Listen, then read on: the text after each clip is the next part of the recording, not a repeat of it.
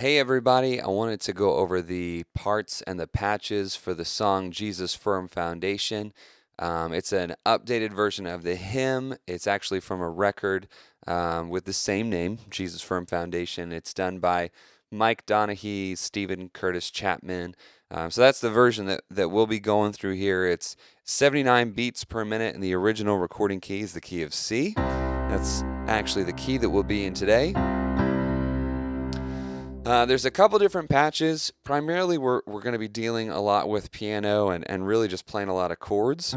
So this piano that I've got is actually that worship piano. Maybe you can see my air quotes this way. That worship piano. It's from a guy named Abel Mendoza. I hope that I'm saying that correctly. I apologize if not, but if you maybe are new to the whole sound design thing and you don't have a lot of patches that you like, or maybe you do have some patches that you like, but you want a couple really solid go-tos, go and buy his Worship Essentials pack. It's $30. It's for Mainstage. It's going to come with a zillion different things, pianos and pads and lead synths and arps and just everything that you could possibly need set up to make it very user-friendly. And so you should go and check that out. But that's the piano that I'm using, that worship piano from that pack. And it's a nice punchy piano, right? It kind of will jump out through a mix nicely. It's got a lot of attack and some roundness and fullness, but it's not super dark or muddy or anything. So nice for this kind of pop tune. Underneath that, you will hear a couple pads. The first one is just a darker pad kind of filling in underneath, and that one is just going to stay dark the entire time. I also have a shimmer pad, and then I'm controlling the cutoff with my mod wheel, or I'm also controlling my mod wheel with an expression pedal, so I can keep using two hands here. So all three of those patches are actually set up to split here on the keyboard, right here at this F sharp, and then above this F sharp on this G, I've actually got a couple affected pianos up here. So I have two pianos that I've made as bright as possible. I've introduced as much key noise as possible, so you get as much of the attack, as much of the tack sound, the pluck of the piano as possible, that hammer on the strings sound. I've also added a chord trigger, so really it's not playing a chord, but when I'm pressing a note, I'm also triggering the note one octave above. So instead of having to play the lead lines with two hands, I can keep one hand down here playing the pad and a piano, maybe some chords or some just bass notes and root notes while I play these lead lines up here. I've also got a bit of delay on there. The delay is not really necessary for most of the lead lines that you're playing. It helps to just thicken things up and make it a little bit more full. Additionally, during the second verse, there's a lead line that needs a lot of delay or has a lot of delay. I didn't want to have two different sounds. I just wanted the one with the difference. Nice little dotted eighth delay there. So if you're using that, make sure again you set your tempo 79 beats per minute so everything matches. So let's get into this thing very quickly. The song starts off with this lead line.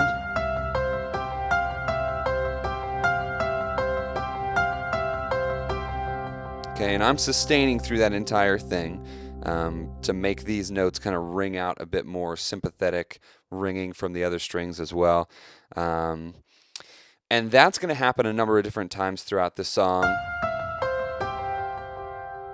So that's my 4, 3, 1, and a lower 5. I'm in the key of C, so F, E, C, G. And that will happen throughout the song, in between verses, whatever else. During the first verse, the very first verse, everything kind of drops out, and you're really just letting that pad ring out underneath the little guitar part that's going on. until that lead line comes in again.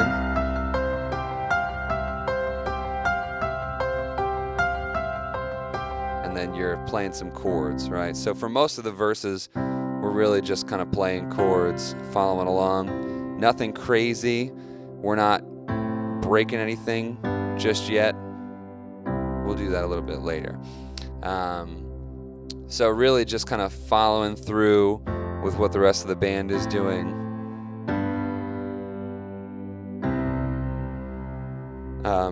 Adding those lead lines in there as necessary. Make sure that you're listening to this song to make sure where those come in. During the chorus, you really want to get as much attack out of this piano as possible, right?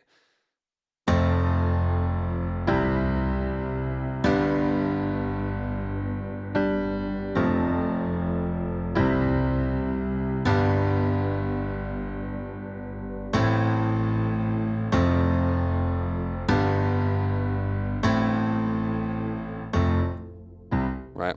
So really just jamming on that thing, big whole notes, not a ton of articulation, just big chord changes. And you can also introduce some of that synth in there, right? Bring in a little bit of that brightness. You don't want it to be overwhelming because when you have to switch back to that lead line, if you pick up your right hand, you lose a bit of that information there. So maybe bring the pad all the way to bright when you switch up to your lead line at the end of the choruses, so that you're not losing all of that bright information in the middle. You're right, when the vocals drop out, the band needs to jump in, and that lead line is really carrying in place of the vocals there. So just be careful with that pad, and you don't want it to feel like you're dropping out when you're really kind of going to your lead line. So in the second verse, there is a lead line that is going to closely mimic the vocal line. It's just going to kind of break it down. You know, again, I have this split so that I can play the bass notes, root notes in my left hand while I'm also playing this.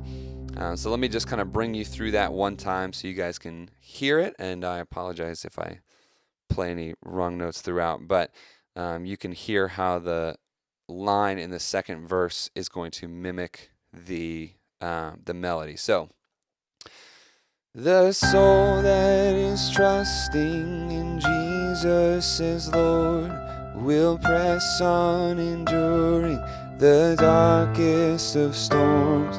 And though even hell should endeavor to shake, he'll never, no never, no never forsake. Okay, so that's how that whole, I guess technically it's a third verse. It's the verse after the first chorus is going to go. And right there on forsake, you're going to switch back to... Okay, so watch the timing there. It's kind of abrupt.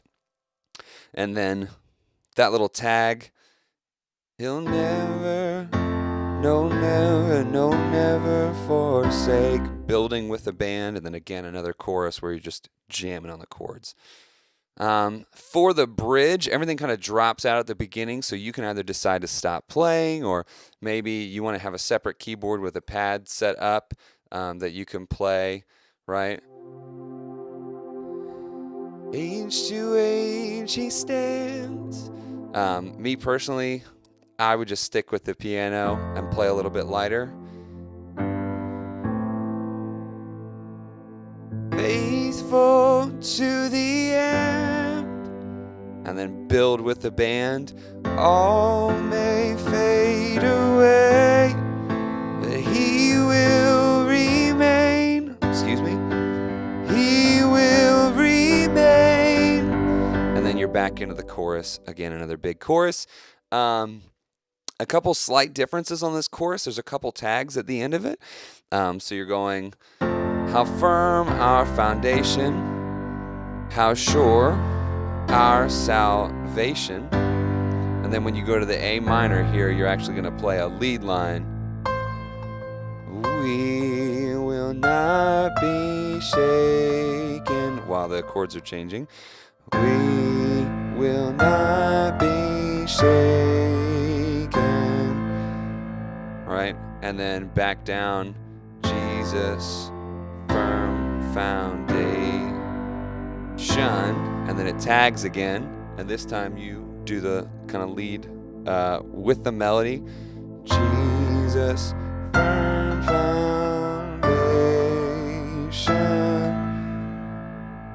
And then one more time on the chords. Jesus, firm foundation. And then back to your lead line on foundation.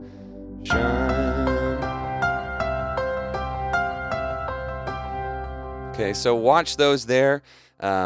If you're having trouble with that and you just want to play the chords, then that will still have the same effect and still have the same punch to it.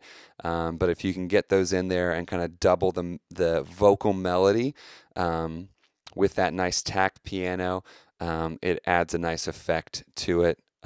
But don't do it at the expense of your root notes because you don't want to lose that solid mid-range and low range during a big chorus like that. So that's about it. That is Jesus, Firm Foundation. Again, that's the Mike Donehey, Stephen Curtis Chapman version.